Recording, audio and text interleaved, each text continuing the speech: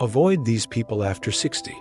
Complete Guide to Protecting Your Peace and Finances, to give without any reward or any notice, has a special quality of its own. And Maro Lindbergh, dear friends, welcome to another heartfelt episode from Golden Years Wisdom Channel.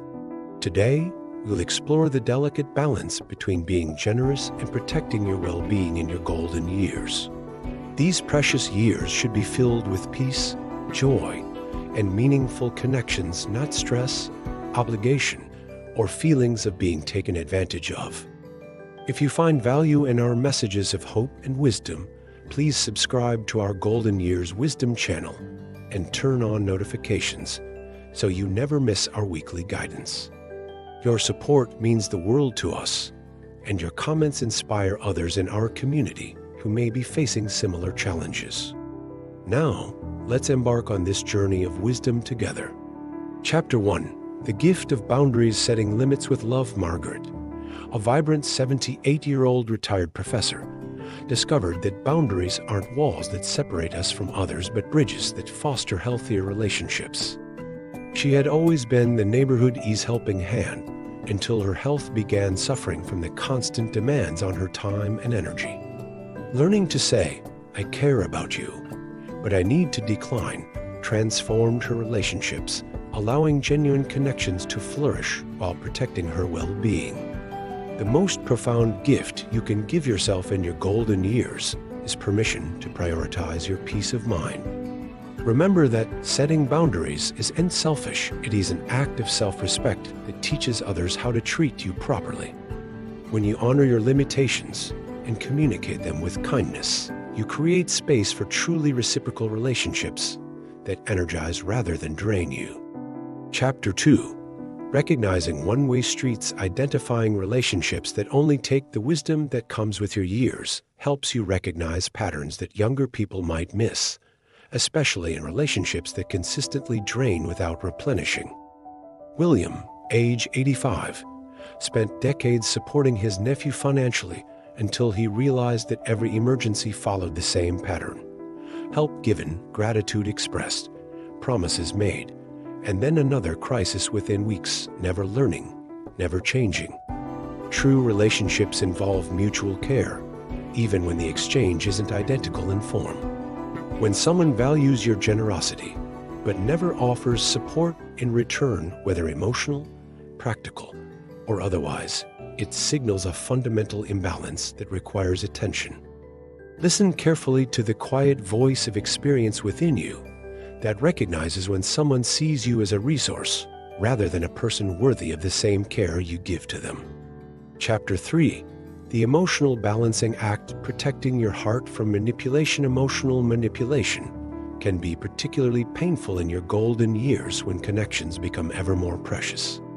Eleanor, a gentle-spirited 73-year-old, found herself constantly anxious about her friend's frequent crises until her granddaughter helped her see the pattern of guilt and obligation that followed each tearful phone call. Eleanor's friend always knew exactly which emotional buttons to press to ensure Eleanor would rush to her aid, regardless of her own needs. Your compassion is a beautiful quality, but it should never be weaponized against you through guilt, pity, or shame. When someone consistently makes you feel responsible for their happiness or well-being while showing little concern for yours, they've crossed an important boundary. Your emotional peace is sacred, especially now. Protect it by recognizing when someone is pulling on your heartstrings to manipulate rather than connect. Chapter 4. Financial Wisdom in Giving: Protecting your security while helping others. After a lifetime of hard work, your financial security deserves protection, even as your generous heart wants to help those in need.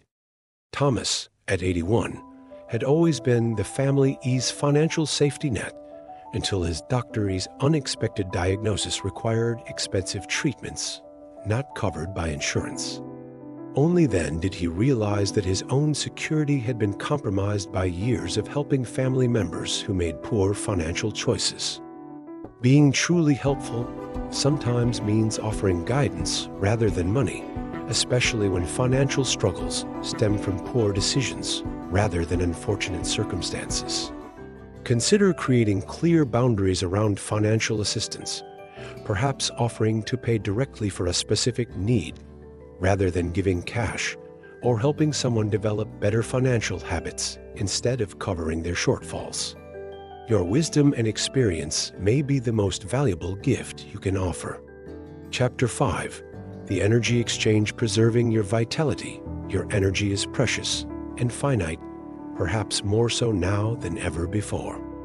Virginia, a spirited 92-year-old, noticed that certain visits left her feeling depleted for days, while others seemed to add a spring to her step. She began paying attention to this energy exchange, gracefully limiting time with those who consistently drained her vitality and increasing moments with those who brought lightness and joy. The people who truly deserve your time and attention are those who understand the gift of your presence and treat it with reverence. They arrive with warmth, engage with genuine interest, and leave you feeling seen and valued rather than used or exhausted. Honor your need for energy conservation by being selective about who receives the blessing of your company and for how long. Chapter 6. The victim's spiral. Avoiding the gravitational pull of constant negativity. The golden years offer a clarity that helps distinguish between those experiencing genuine hardship and those who have made victimhood their identity. Charles, at 76, spent months trying to help his bowling league friend overcome a series of unfair situations until he realized that in 20 years of friendship, nothing had ever been this man's fault. Every story ended with him as the wrong party. When someone constantly views themselves as a victim of circumstance rather than a participant in their own life, no amount of support will ever be sufficient.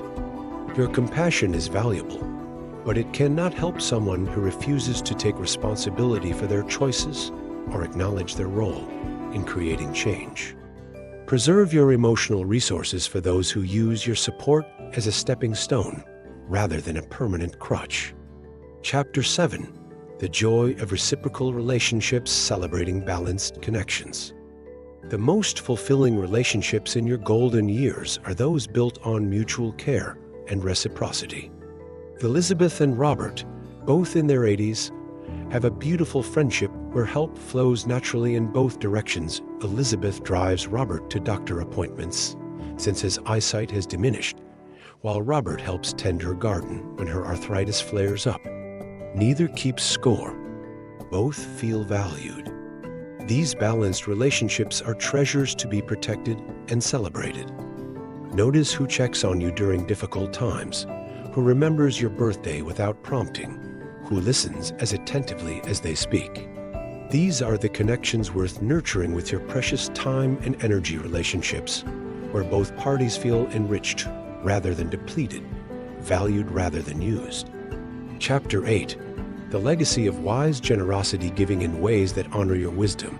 The greatest gift of your golden years may be the wisdom to distinguish between helpful giving and harmful enabling. Frances, at 89, redirected her giving nature by volunteering at a literacy program where her decades of teaching experience helped adults learn to read an investment of her knowledge rather than her finances, and one that brought profound fulfillment. Your generosity can create powerful ripples when channeled wisely toward those who will benefit most from what you uniquely offer. Consider sharing your skills through mentorship, your stories through writing or recording, your presence through meaningful volunteer work.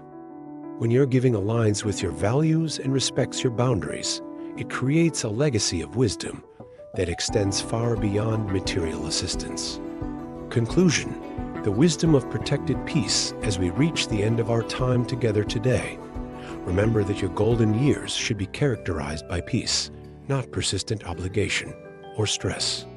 You've earned the right to protect your well-being, to choose carefully where you invest your energy, and to surround yourself with those who genuinely appreciate your presence rather than merely what you can provide. Self-care is not selfish. You cannot serve from an empty vessel. Eleanor Brown, we'd love to hear your experiences with setting healthy boundaries.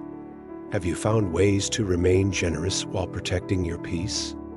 What wisdom would you share with others walking this path? Please share your thoughts in the comments below. Your insights may be exactly what another viewer needs to hear today. Until next time, may your days be filled with joy, meaningful connections, and the profound peace that comes from honoring your own worth.